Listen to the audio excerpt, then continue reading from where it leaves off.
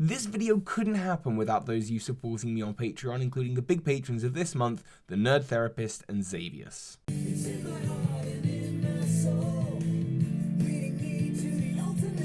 Hello, Pokemon Masters, Toby here, and this video actually has very little to do with Pokemon. Okay, rack your brains around this for a moment. If I'm shiny hunting and I have 2 consoles, then my chances of finding a shiny Pokemon increase. And if I'm shiny hunting and I have 2 consoles, then my chances of finding a shiny Pokemon don't increase. Both sentences are true, and here's how. So recently I've been playing some Pokemon Silver, doing the whole retro thing. I want to explore the Johto region, and before I start off in the game, I'm just outside New Bark Town hunting for shiny Hoot. I want to be like Ash and have a shiny Noctowl and explore the Johto region with it. But that's full odds. That's like 1 in 8,000, roughly. I'm going to say 1 in 8,000 for the sake of this video. 1 in 8,000 chance that I'm going to find my shiny Hoot. Problem is, I can only shiny hunt during the night time. During the day, what am I supposed to do? I know, I'll play Pokemon Platinum, love a good run of Pokemon Platinum, but then this thing keeps on happening. I keep on getting anxious every time I enter the grass. Like, what happens if I find a shiny Pokemon? Does that now make it harder for me to find a shiny Pokemon on Pokemon Silver? Like, you know, if my chances are 1 in 8,000, then surely if I encounter one, then I gotta go through roughly 8,000 again. Now, I know what you're all thinking. Toby, that is simply not how it works, because we're talking about probabilities,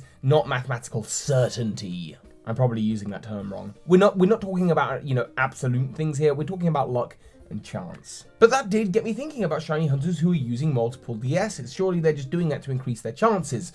Well, it turns out, yes they are, and no they're not. As I was discussing it with people were using lots of different words. They were saying, no, their chances increase, not the odds. Or they'd be saying, no, the amount of attempts increase, not the chances of finding a shiny Pokemon. And I would just sit there and get really, really confused. And it's because the word chances means 2 different things. This wasn't even a maths problem, it's a linguistics problem. Chances can mean both the opportunity of something happening, as in the amount of chances that you get to do something, and it can also mean the odds, the chances, the probability of it all. When it's able to mean both words and both things are contradictory in this sentiment, I mean, I don't know if this is grammatically correct, but you can essentially say, hey, if you have multiple DSs, your chances increase, but your chances don't increase if the 2 chances mean different things. Very, very infuriating. Anyway, this got me digging deep into some maths. Got a lot of help. Thank you to the best friend. Thank you to the editor. Thank you to Zach. You're all very wonderful people. I got digging deep into some of that mathematical nonsense. Side fact to keep it a little bit more interesting. Did you know that there are over 4 billion different forms of Spinder? So the chances of finding 2 shiny Spinder, big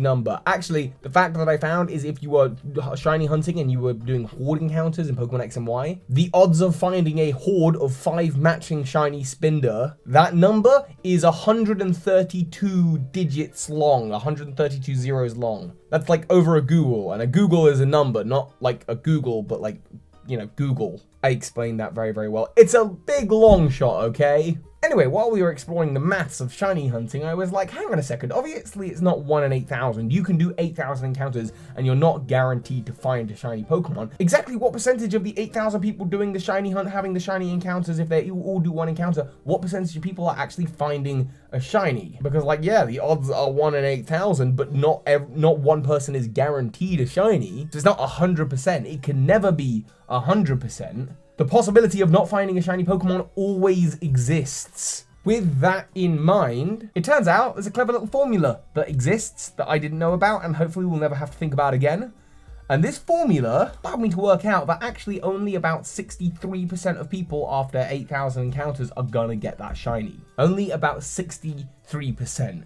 So you would think, hang on, surely if we just double that, surely it, you know, if you do 16,000 encounters, then surely you're guaranteed, because that's going to be well over 100%. No, it always scales into a smaller and smaller point. If you do 37,000 encounters, then you have at that point a 99.01 chance of finding a shiny Pokemon. So it's essentially just 99%, right? But if you do as many as 55,000 encounters, then that goes all the way up to 99.89%. So essentially 99.9% chance. Effectively, you're guaranteed a shiny after 55,000 encounters. Effectively, as in it's very, very, very darn likely. But guaranteed a shiny? No, never. And that is because of one other cool little mathematical thing. Between 99% and 100%, there is an infinity of numbers. People think of infinity as like, you know, 1, you keep on going upwards and you can go on to just for infinity, it goes on forever. Or you could go the other way, you go minus for infinity forever. But you don't think there's actually different kinds of infinity. Just between the numbers 1 and 2, you have 1.1, 1.2, 1.3. Ah, but hang on, what happens when you get to 1.10? That's fine. That's okay. You can keep on going after that.